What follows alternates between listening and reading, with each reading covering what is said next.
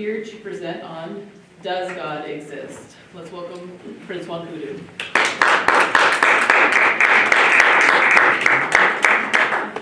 Thank you very much. And, thank you for coming. And I'm glad that we're here today to discuss the question, does God exist? It's not going to be a presentation where I just, give you all my stuff and then kind of ask questions. It's going to be a discussion. And because it's going to be a discussion, I'll just more or less give you the presentation in bits. And then we'll have time to kind of go back and forth. If you have questions, we will ask them, but we'll have contributions from the audience. And then if you have any objections, you may still raise them. And there will be, we ask that you be civil, and that we're going to have a civil discussion. It's going to be kind of, an intellectual exchange as against trying to debate or win an argument. We want to kind of find out, does God exist? Is there any logical reason with which we can come to the conclusion that God exists? Before I proceed, I'll talk about one or two books that I have here. I have two here, but maybe I'll talk about one more. That's a new book written by Stephen Hawking. It's a posthumous book. He died last year, but the book was written after his death. He started it. It was completed after his death. The title is Brief Answers to Big Questions. Stephen Hawking happened to be one of the most notable, if not the most notable scientists of this century, from last century into the century. So it's respectable. He was a theoretical physicist. But this book, it has a chapter here, actually chapter 1. It says, is there a God? So now, when a physicist is writing a book, and the existence of God, is a serious subject. But unfortunately, he came to the conclusion that God does not exist. And the reason he gave is that the laws of nature have made God unnecessary. But for some reason, he got to a point where, if you read the book, he equivocates, when it comes to how indeed did the laws of nature make the universe and render God irrelevant. In the process, he got to a point that he said that the universe just popped out by itself, that is spontaneously just showed up, and we have all these things that we have. When a physicist begins to say that, then you know that we're in trouble, because that is on the borderline of magic. In fact, in the field of biology, spontaneous generation has been debunked many years ago. And in science, we know that something cannot come out of nothing. But boldly, because of his status as a very world-renowned physicist, we give that to him. The guy was very smart. But he doesn't have enough understanding of the subject of God to be able to adjudicate and come to a conclusion that God does not exist, particularly because he's using wrong premises. Because the laws of nature in themselves do not enter into causal relationships. Let's assume you take the law of gravity, which is one of his areas of expertise. He is the one that used gravity to study black holes, and also propounded the theory of singularity. Now, the law of gravity as a law cannot enter into any causal relationship. Gravity itself can cause something. But the question now will be, if gravity did it, who created gravity? So you see yourself going back into infinite regress, which of course he had no solution for. Because for you to say that anything that exists created the universe, then the question is, where was that thing before the universe was created? Whatever the universe contains cannot create the universe. That is very illogical. And then it is also important to define God appropriately. If you read his book, he also missed the concept of God. He used the pantheistic concept of God to attack the personal God of the Christian belief. The pantheistic concept of God is that all is God and God is all. Nature is God. So when people like Stephen Hawking, Einstein, or Spinoza, who was the father of pantheism, begins to talk about God, even when they said that the laws of nature are eternal and they cannot be broken, they are talking about the laws of nature being God itself. So in that sense, it's a different concept, because when we talk about God, both theists and atheists, there is a concept that is something we mean by God. And that definition of God is the being that exists outside of space, time, and matter. The being that is timeless, that is the unmoved mover, the uncreated creator. So by nature, by definition, God is the uncreated creator, the unmoved mover. And so when an atheist is saying God does not exist, he means that the God of the Christians, that they say is a personal God, who is a person and who is the uncreated creator, does not exist. When you move from that and begin to debunk another type of God, you are equivocating, and that is part of what he did in this book. But another book came out this year, and it's written by John Lennox. John Lennox is an emeritus Oxford professor of mathematics. So this is like somebody at par with Stephen Hawking. Actually, both of them lecturing in the same university. So John Lennox is still alive, and he wrote this book, Can Science Explain Everything? Because part of the thesis of the book that Hawking wrote is brief answers, he said brief answers to big questions. So he is trying to show that science has answered all the questions, so we don't need God. And he said that in his lifetime he thought that they could arrive at the theory of everything, but it was an illusion because he wasn't arrived at, but he now kind of gave the comfort that some scientists someday will be able to arrive at a theory of everything that will be able to bring together the theory of big things in physics with the theory of very small things in the area of quantum physics. So mechanics and quantum physics coming together in one theory.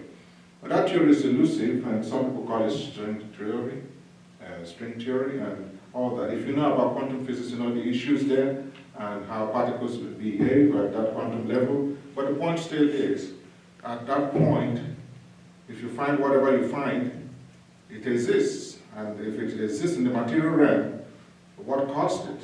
So you don't get from science to a premise in science that is limited to time, space, and matter, to the conclusion that God does not exist.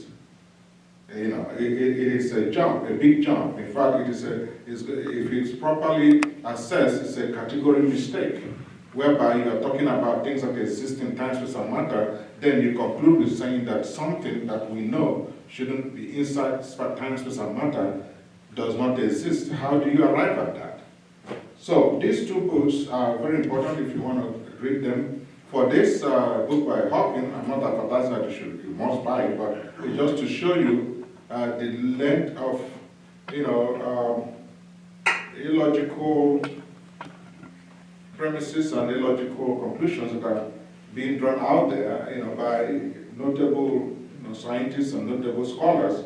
But when it comes to theological issues, they don't mind performing these blunders, and they sell it to the general public. And some of the people that will stand to argue with you that God does not exist, they read these kind of books. We don't even want to talk about Richard Dawkins' God delusion. If you read it well and read it like even with open mind, not mind whether you believe that God exists or not, you will see that some element of delusion is operating in the book itself. And delusion is where, in the face of evidence, you still stick to your worldview, but theists and Christians, especially Christian apologists, insist that we follow the evidence where it leads, irrespective of what your prior commitments have been. So Leibniz, in this book, tried to show that rather than exclude God, that science points to God. And that he, as a scientist, he was intimidated as a young man to choose between science and God, but he stood firm on his faith, and he still has his faith, and he ended up being one of the notable mathematicians that we still have today. And that science and religion can work together to give us a comprehensive, robust view of reality, as against one part of explanation of reality. So when science explains reality, and you now bring it together with how religion explains reality, you will now see a bigger picture. For example, science is limited once you move beyond the natural, but the religion takes us beyond the natural. And in our existence, we know within us individually that there is something just beyond the natural. Even in anthropology, there is this understanding that every culture and every people have this draw to seek for the supernatural, the higher powers. So if it was not an intrinsic part of our existence, how come we are all being drawn to something beyond this nature? And in fact, in sci-fi today, that one of the best-selling movies in sci-fi is when you start talking about something like out of this world, mystery, and search for extraterrestrial intelligence, ET out there. We want to kind of find out what is out there. And that is inside us. You can't just deny it. So by so doing, you have to be able to now say, how do we study those things? How do we find those things out? So science can never render theological pursuits irrelevant, and science is not the only game in town. When you think that way, you are practicing the worldview called scientism. That is not a coherent worldview, because science cannot give you all the answers. If it does, we wouldn't have languages as a discipline, we wouldn't have history as a discipline, we wouldn't have the humanities as a discipline, and all other disciplines like philosophy, theology, etc. So if science answers all questions, then that's all we got, but that's not all we have, because our existence is beyond what science can cover. So tonight, I'm going to present just one aspect of the argument of the existence of God. I'm not trying to prove the existence of God, more like you would do 2 + 2 = 4. And that is part of what we need to clarify, mostly as theists. When somebody is trying to make you prove the existence of God, you have to stop there and clarify that proving the existence of God is practically impossible. In the first place, he's not material, so you can't show me God and say, look at him right there. And that's part of what people like Immanuel Kant, if you're a philosopher, misunderstood, in his philosophy of noema and phenomena. He tried to conjure that concept that whatever you really cannot see or cannot, you can't know it. But the point is that even things we say we know, we don't know them comprehensively. You don't have to know something comprehensively to know that thing. Are you all with me? And the same thing with certainty. You cannot prove the existence of God for a certain. Anybody asking for that is asking for something that is not practical. Because there are many things that we believe are true and that we know are true that you cannot prove for certainty, for certain. So we're not dealing with certainty here. We're not dealing with having known God comprehensively, because you don't have to know him comprehensively for you to know God. All you need to do is to have good reasons to believe that something is true. So even in epistemology, that's the best we have. If you talk about the good reasons for believing something is true, how do you acquire knowledge? You don't have to know everything about that thing, but you have to have good enough reasons, that is plausible reason, that is logical reason to believe that that thing is true, or that it exists. So today, what we're dealing with is drawing a framework, laying a background for us to begin to think that if this is this way, that means that somebody in the concept of what Christians call God could exist. That's a practical possibility of his existence. So when you arrive at the point when there's a practical possibility, that means whoever now says God does not exist is already committing a logical fallacy, because he removes the possibility that is practically established, within human reasoning.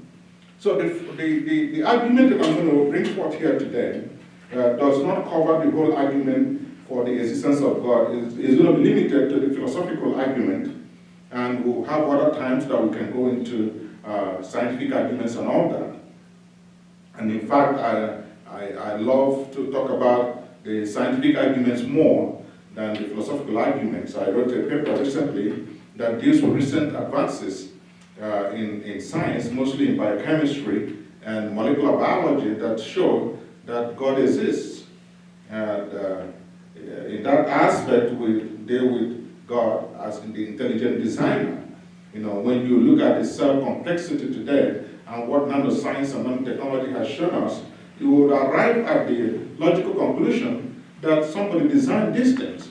So if somebody is saying that this happened as a result of random, accidental mutation over billions of years, then you begin to wonder, if you put all the parts of a Boeing 737 like we have now together, how do you put it together if it's all scattered somewhere in the middle of the desert, and the wind keeps blowing over a billion years, they will all fix themselves and begin to fly? It's practically impossible. So the design complexity, the complexity in the cells that we find today are so much that you cannot exclude design. So people like Richard Dawkins are actually deluded, because they want to look at the complexity. People like Anthony Flew, who was one of the most vociferous atheists in the last century, had to come to that place, even though he doesn't believe the Christian God right now, but he says that there must be a designer, because he saw the whole information that is in the DNA and how it is coded. So I'm not going to give you the argument from science today, because that area is really it's crazy, because when you even see what is going on in the field of biomimicry and in the field of DNA computing, where engineers and scientists have to now copy the biochemical systems in nature, and now use what they learn from those biochemical systems to design, systems, mechanical systems, computer systems that will serve us today. And the most important thing is what is called optimization. That is the parity code that appears in nature that you don't see ordinarily in human designs. So they now have to copy the optimization of biochemical systems and use it now to optimize our computing systems. And that optimization is such that, even your body right now is optimized in the sense that your body has a self-repairing system. But our computers have not even arrived at that point. That's right. We have patches, we have all the software that we put in there, but if there's a major issue in your computer, you got to get it to somebody to get it fixed. But our bodies have a system, whereby it repairs itself. So those are the kind of things now they're copying from nature. So if we are, designing these things and then getting our best engineers to study nature to find out how these things operate in nature and now adapt it to our use in our own systems, how would you now logically say that it wasn't designed?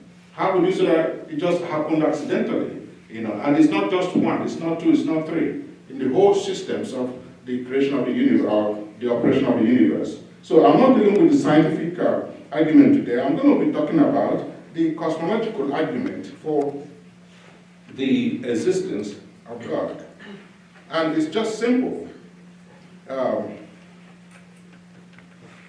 Although there is something that, like if we all look around, mostly those who are Christians, the Bible, makes you think, just directly God exists. But not everybody thinks that way.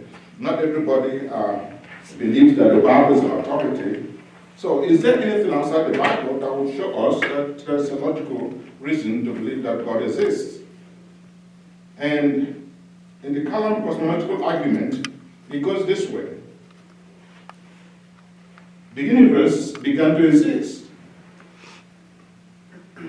whatever begins to exist has a cause. Therefore, the universe has a cause. And if the universe has a cause, what kind of cause caused the universe? It has to be an uncaused cause. If not, we'll enter into infinite regress. And then there are two types of causes that are left out there that are outside space and time. And that would be abstract objects or an intelligent mind. But abstract objects do not enter into causal relationships. So we're left with an intelligent mind. So the worst case scenario is where you believe you get to that conclusion where an intelligence somewhere outside the universe created the universe. Because it couldn't have been inside the universe when the universe didn't exist to create the universe. So it has to be a transcendent intelligent mind. By the time you end up describing and defining everything that has to do with this transcendent intelligent mind, without even being a Christian, you will arrive at the point that, wow, this looks like what the Christians say is their God. So that's what we want to show today.